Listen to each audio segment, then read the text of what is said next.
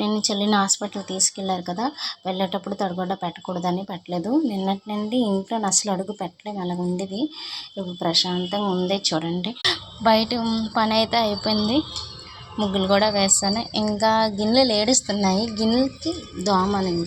ఎందుకంటే వంట చేసిన తర్వాత గిన్నెలు దోమితే మంచిది, మళ్ళీ మళ్ళీ గిన్నెలు దోమలు కదా, అందుకు ఐట్కి దోమడం అని చెప్పి వంట అయిపోయిన తర్వాత గిన్నెలు దోమదామని అలా వదిలేసాను. అంటే కొంతమంది కామెంట్ చేశారు, రింగ్ రోల్ కొనుక్కోవచ్చు కదా, అందులో పెట్టి మొబైల్లో నీకు నీవే షూట్ చేసుకోవచ్చు కదా అని చెప్పారు. ఆ ఐడియా నాకు తెలుసు.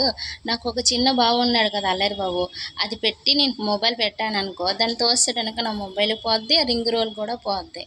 అందుకే నేను చేయలేదు. బాబుకి పాలు పెట్టి మరగపెట్టి ఉంచితే తాక్కుంటా వెళ్ళిపోయాడు. నేను స్కూల్కి వెళ్ళాలి, ఆగు నాకు టైం లేదు అనుకుని వెళ్ళిపోయాడు. అని బాబు అయితే స్కూల్కి వెళ్తున్నాడు ఫస్ట్ టైం. ఎలా ఉంటుందో, ఎంత ఏడుస్తాడో.